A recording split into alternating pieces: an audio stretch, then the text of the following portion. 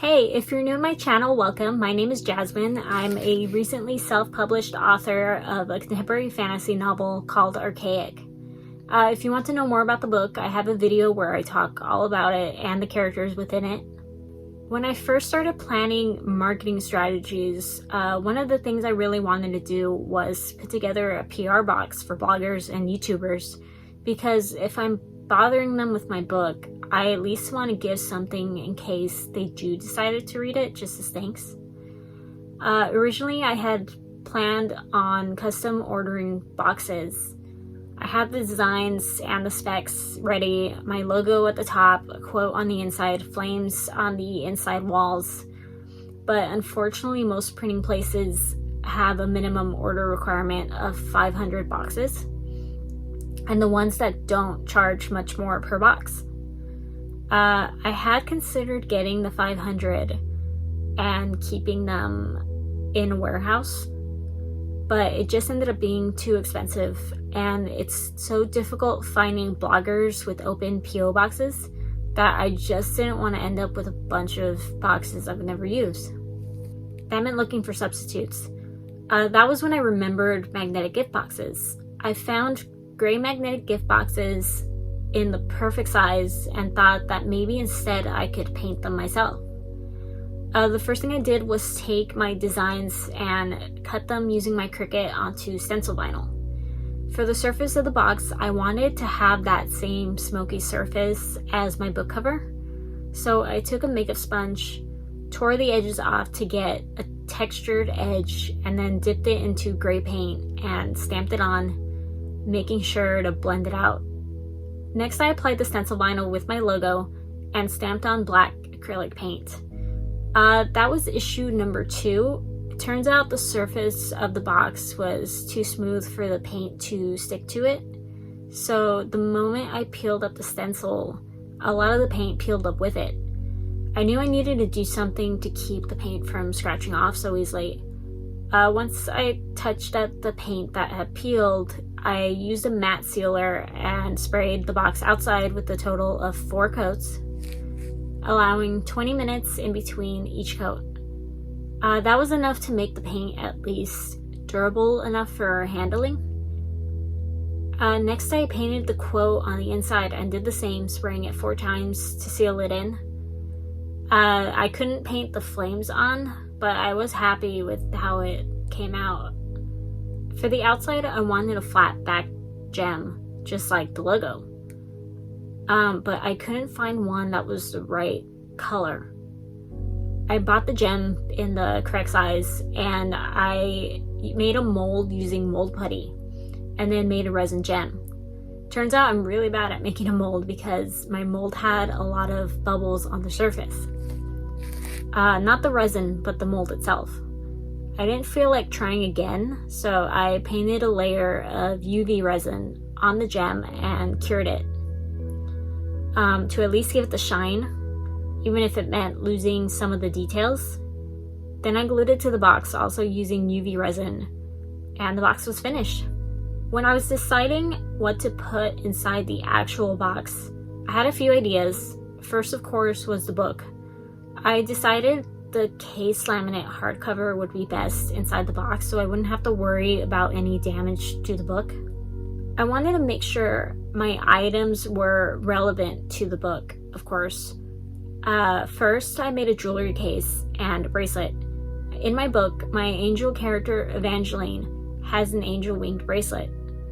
I purchased all the materials I needed to make this bracelet on Amazon. This included the angel wing charms, a blue drop charm, 2 sizes of chains, jump rings, and a clasp.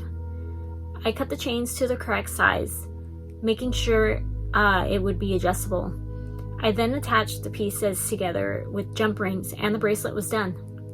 At first, I thought of just sending the bracelet alone, but I thought it would be a good idea for it to be in a jewelry case. On my website, I sell jewelry cases. So I had a bunch of jewelry cases in my inventory, and I picked the white satin-like case and thought about what design I would want on the surface. In the book, I describe the angels having bat-like wings with translucent feathers, that resemble ice crystals balloon color. I drew out the angel wings to have that bat shape I had envisioned, and then I looked at the Sizer HTV options and found this beautiful blue vinyl that was perfect for the wings. Then I ordered these cards on Vistaprint. They're square business cards. I had them printed double-sided with the wings on one side and a quote mentioning her bracelet on the other side. The second item inside is a bookmark. My mom had bought these sublimated bookmarks and had suggested I include them in the box. I had a few thoughts on designs. First, I thought of going with a simple version of the book cover. Then I thought about quotes and then characters. I didn't want to use too many of my angel characters because they aren't the focus of my book, not currently. So I thought this was the perfect chance to have my antagonist shown. My antagonist for this book is introduced in the first chapter. It's a winged man called Borat. I took a random actor headshot and photoshopped him until he was unrecognizable, and resembled my antagonist. The problem was that in my book he has patches of scales on his skin, and my first edit did not look so great. I kept showing it to my friend because I knew if anyone would be honest with me, it would be her. First she said it looked like a hot guy with eczema. Then it was a hot guy with eczema from hell. And well, I told her there was no stopping him from being hot, but I could at least try to fix up the scales. I wanted to avoid those cartoon dragon scales that are really pointed, and I wanted it to be more like animal scales. And although the final result isn't perfect, I am at least happy with it. I added shadows and flames to add to a more menacing appearance. And if you're attracted to him, well, let's face it, most movie villains have fans. Finally, I wanted to have one item that was more personalized to the blogger, just to show that I was actually paying attention to their channel. And I was making a total of 3 boxes to start. Unfortunately, only one made it to the intended blogger, or at least I'm hoping, since it was the only one not returned and said it was picked up. For her, I saw she had put a video of her favorite things, and that included this specific journal brand. I used heat transfer vinyl to add my logo to it. I purchased the journal and then used heat transfer vinyl to add my logo to it. The second one I sent was to Corinne Lay of Threadbanger. She's not a book blogger, of course, but she's a book lover and I loved watching her videos. And that return to send her a note is definitely stung. I had hoped their P.O. box was miraculously open since Rob is back to uploading videos, but I was sadly disappointed. For hers, I had designed a witchy moon cover and stamped it onto a black journal with pearlescent red paint.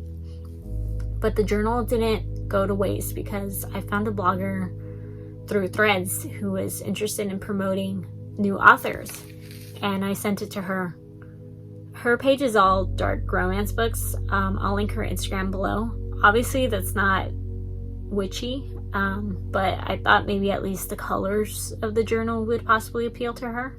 The third box, which was also returned, I couldn't find any information on that blogger's interests, other than books, of course, so I just fixed up a book bag. I wanted everything to look nice, so I bought a blue metallic tissue to wrap everything in.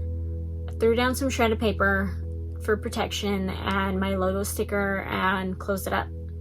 For shipping, I wrapped the box in thick craft paper and shipped them out. And that is how I put together my first PR box.